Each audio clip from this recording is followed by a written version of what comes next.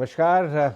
चलिए आगे बढ़ते हैं और मार्केट महारथी सेगमेंट की शुरुआत करते हैं। आज हमारे साथ स्टूडियोज में एक मार्केट महारथी शामिल हो रहे हैं, हमारे शो में जुड़ रहे हैं। उनका नाम है मिलिंद कर्माकर। आप उनको जानते होंगे, बट इधर कुछ दिनों से वो आ नहीं रहे थे हमारे चैनल पे। बहुत खुशी से आज हम उनको वापस वेलकम कर रहे हैं। बहुत पुराने स्टॉक पिकर हैं और जैसे मार्केट में एक बात चलती है कि ये एक ऐसा गेम है, अनलाइक मेनी अदर स्पोर्ट्स, जिसमें समय के साथ और अनुभव के साथ जितना ज़्यादा आप समय बिताते हैं मार्केट में, उतना ज़्यादा सटीक स्टॉक पिकर आप बन जाते हैं। तो मिलिंद जी उन्हीं क्लास ऑफ इन्वेस्टर्स में से हैं। बहुत बहुत शुक्रिया आज हमारे साथ आने के लिए। मिलिंद जी, आपको हम याद कर रहे थे। पहली बात तो निकुंज, हम 3-4 दिन से बात कर रहे थे। जितना हम ट्रेंड को देखते थे उतना हमारी आपको याद आता था कि भाई, क्योंकि आप बहुत पुराने समय से एक माइक्रो कैप के समय से ट्रेंड को देखते आए हैं। अब तो खैर ऑफ कोर्स कंपनी का साइज एंड शेप अलग हो गया है, लेकिन शॉपर स्टॉप, मैं ट्रेंड को सिर्फ एग्जाम्पल के तौर पर बात करना चाहता हूँ। मैं डिस्क्लेमर दे दूं कि ये जितनी भी बातचीत हो रही है सिर्फ एग्जाम्पल के तौर पे, कोई स्टॉक रिकमेंडेशन नहीं है। लेकिन बहुत सारी कंपनीज फिजिटल मॉडल पे जा रही हैं और ट्रेंड का एक बिजनेस मॉडल है। आपको क्या लगता है किस तरह का रिटेलिंग का बिजनेस मॉडल सक्सेसफुल होगा और बड़ा बन सकता है यहाँ से? ग्लोबली अगर आप देखते हैं तो जिसे ओमनी चैनल कहते हैं, वो मॉडल ही सक्सेसफुल होगा मेरे हिसाब से। यानी आपको सब जगह रहने की जरूरत है। आपको डिजिटल प्लेटफॉर्म पे भी होना जरूरी है, आपको फिजिकली भी ऑन ग्राउंड भी रहना जरूरी है। और आई थिंक ट्रेंड ये दोनों फॉलो कर रहा है। तो ट्रेंड के आपको आउटलुक यहाँ से बढ़िया नजर आता है।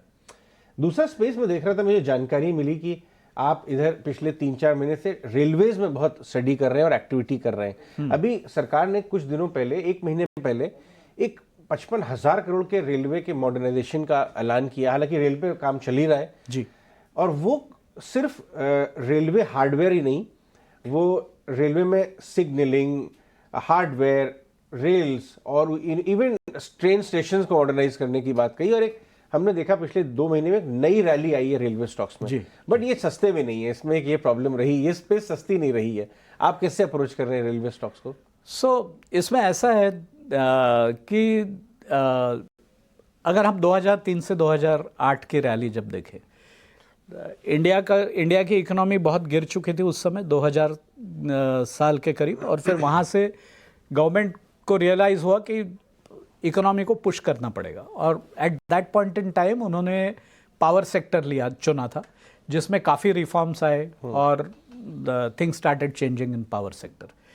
क्योंकि क्या रहता है कि प्राइवेट सेक्टर केपेक्स शुरू होता है, लेकिन वो कुछ लैग से होता है। जब प्राइवेट सेक्टर को सर्टेनिटी हो जाए कि अब यहाँ से इकोनॉमी चलने वाली है, और उनका जो कैपेसिटी यूटिलाइजेशन पहले का होता है वो जब पूरा हो जाता है या नियरिंग कंप्लीशन आता है, उसके बाद वहाँ पे केपेक्स शुरू हो जाता है। तो इसलिए गवर्नमेंट पुश बहुत ज़रूरी रहता है। तो इस बार मेरे ख्याल से गवर्नमेंट ने रेलवेज और पावर सेक्टर में सेकंड लेवल का रिफॉर्म, जैसे पावर मीटरिंग है, स्मार्ट मीटरिंग है, उसमें पुश देना शुरू किया है। और बिकॉज ऑफ दैट ये सब कंपनियां, आप जो बोल रहे थे वो बराबर है, 2-3 गुना हो गई है। यहाँ से कितना ऊपर जाएंगे कितना नहीं जाएंगे वो मुझे मालूम नहीं, पर ये ओवरऑल सेक्टर में ही बड़ी तेजी आ सकती है अभी भी।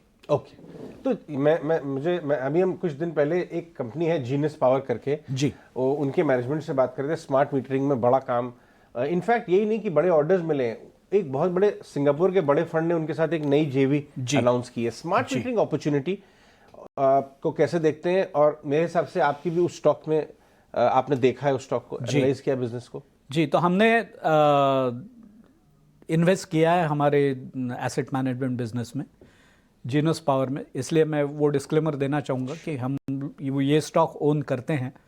और मैं खाली इतना बताना चाहता हूँ कि अभी जब मैं बोलने जाने वाला हूँ वो कुछ रिकमेंडेशन नहीं है, लेकिन खाली हमारा व्यू है कि क्यों अच्छा लगता है। तो अगर आप वैसे देखा जाए तो पिछले साल का टर्नओवर कुछ जीनस पावर का ही अगर ले तो कुछ 800 करोड़ का था। वो 800 करोड़ से चल के उनके पास अभी ऑर्डर बुक करीब 7 या 8 हज़ार करोड़ का ऑर्डर बुक है, 10 टाइम्स ऑर्डर बुक है। और अपॉर्चुनिटी इतनी बड़ी है पावर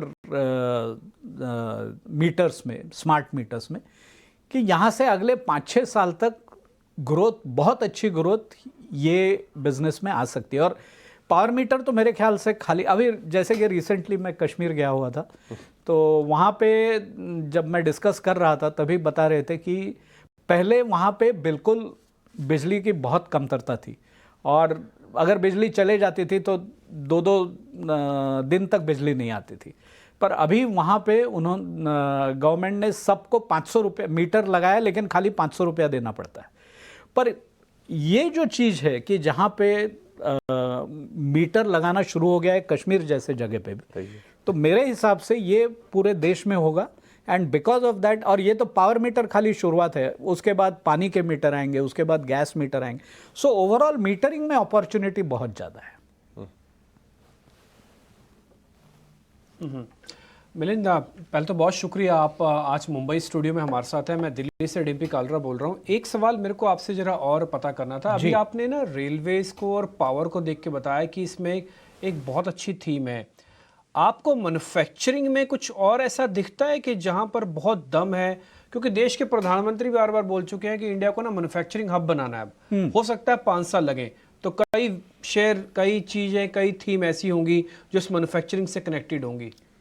सो EMS जिसको कहते हैं कि इलेक्ट्रॉनिक मैन्युफैक्चरिंग सर्विसेज, जहाँ पे प्रिंटेड सर्किट बोर्ड्स वगैरह बकते, ये सब कंपनियाँ बहुत नई हैं, अभी IPO हुई है, लेकिन यहाँ पे भी बहुत बड़ी अपॉर्चुनिटी लगती है, प्रोवाइडेड इंडिया मैन्युफैक्चरिंग हब बने तो वहाँ पे भी अपॉर्चुनिटी बहुत बड़ी है।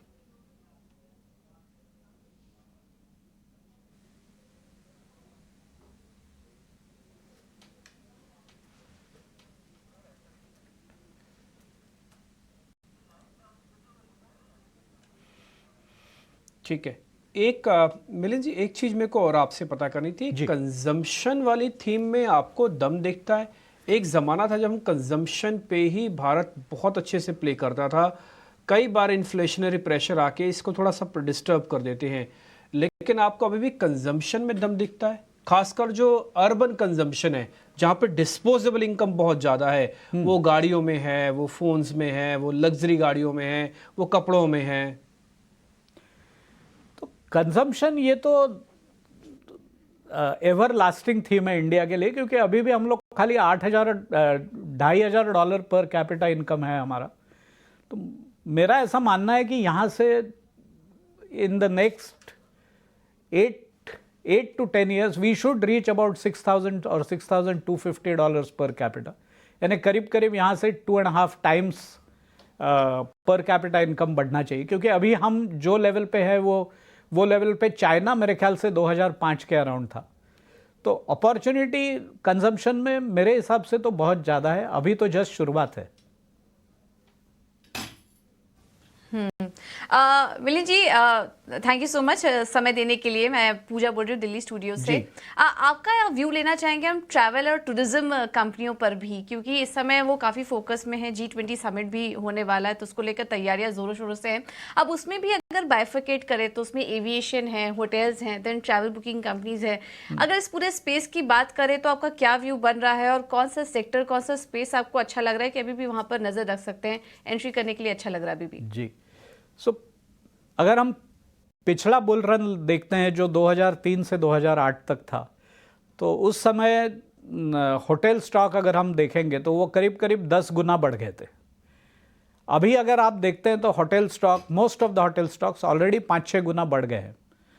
तो यहाँ से कितनी ग्रोथ आएगी उसमें ये बताना थोड़ा डिफिकल्ट है, क्योंकि क्या होता है कि एवरेज रूम रेट बढ़ने की एक लिमिट रहती है, क्योंकि वो डिपेंड करता है आपके पर कैपिटा इनकम के ऊपर। तो अगर यहाँ पे $200-300, क्योंकि मैं अभी मेरे पढ़ने में आया है कि कोई कोई जगह पे वर्ल्ड कप के समय का रेट कुछ 70,000, 60,000 रुपया, 80,000 रुपया प्रतिदिन का हो गया है। मेरे ख्याल से बहुत ज़्यादा सस्टेन नहीं कर सकता है, पर यहाँ से मुझे नहीं लगता है ये स्टॉक्स में गिरावट आएगी। तो होल्ड करने के लिए अच्छा है। फ्रेश बाइंग मैं थोड़ा रुकूंगा करेक्शन के लिए और बाद में देखूंगा।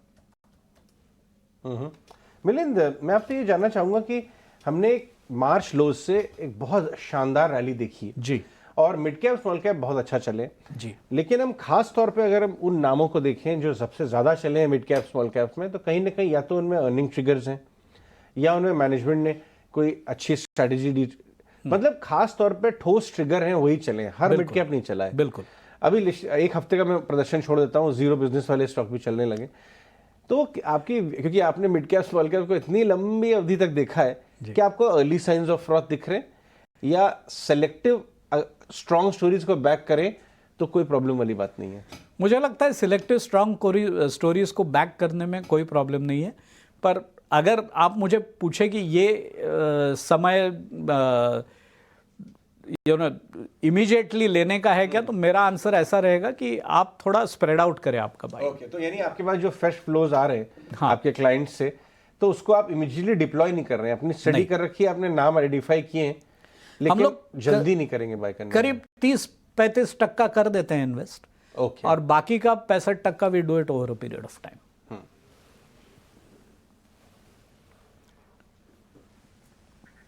ठीक है मिलिंद जी, आप हमारे साथ आज बने हुए हैं, तो हम कोशिश कर रहे हैं ज़रा से ज़रा सवाल पूछ के आपसे ज़रा सारे इन्फॉर्मेशन ले पाएँ।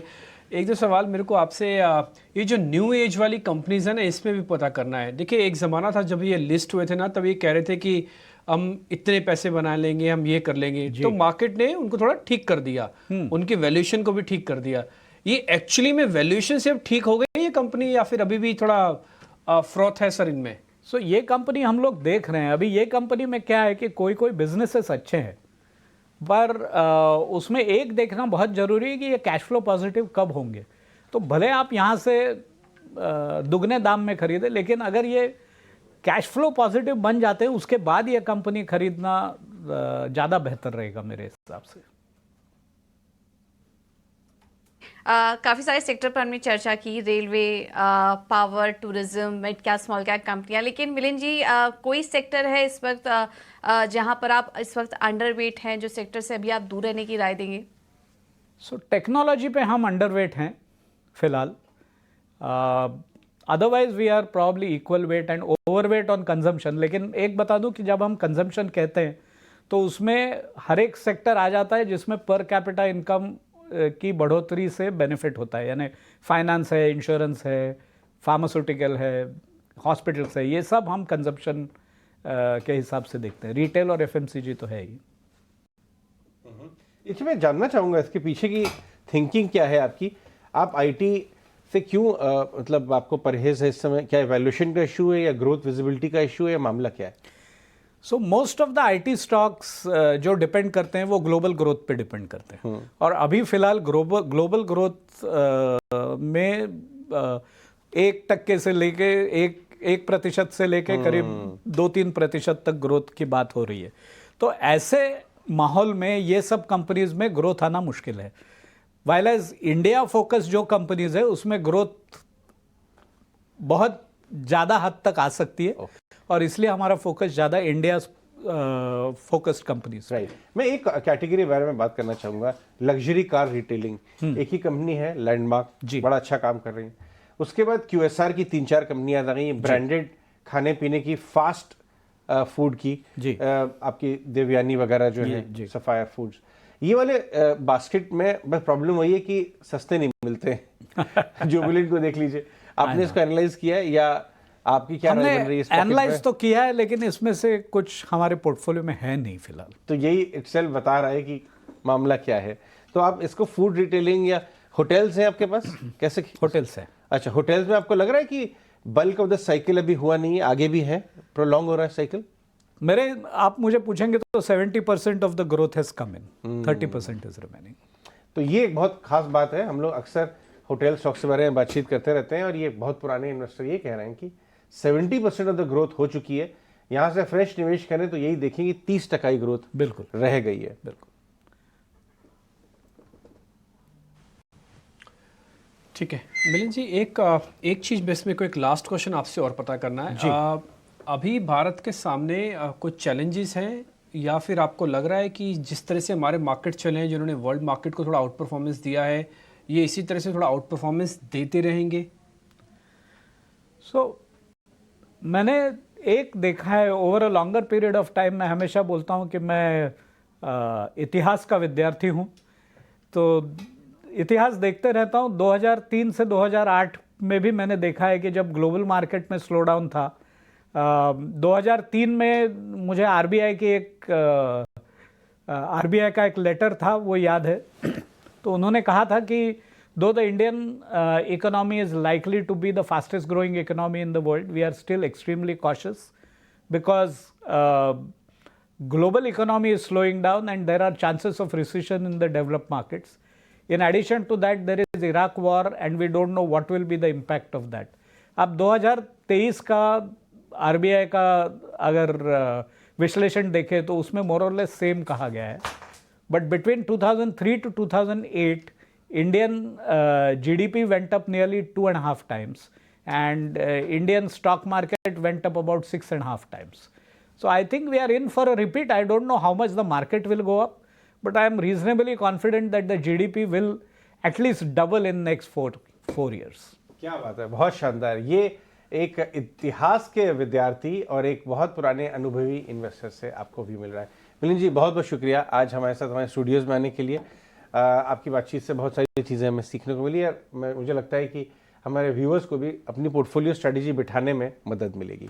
Thank you. खाली एक डिस्क्लेमर देना चाहूँगा कि हमने जो भी स्टॉक डिस्कस किए जी, उसमें रिकमेंडेशन नहीं है, ये खाली एनालिसिस है। बिल्कुल, देयर इज नो रिकमेंडेशन और आपके दर्शक इसका पूरी तरह से ध्यान रखें। बिल्कुल, ये सारे एग्जाम्पल्स हमने सिर्फ एक उदाहरण के तौर पर डिस्कस किए थे। उनकी पोर्टफोलियो स्ट्रेटेजी के लिए हमने डिस्क्लेमर चैनल पे भी चलाया और वर्बली भी आपने सुना मिलिंद जी से। बहुत बहुत शुक्रिया आज हमारे साथ बात करने के लिए। Thank you.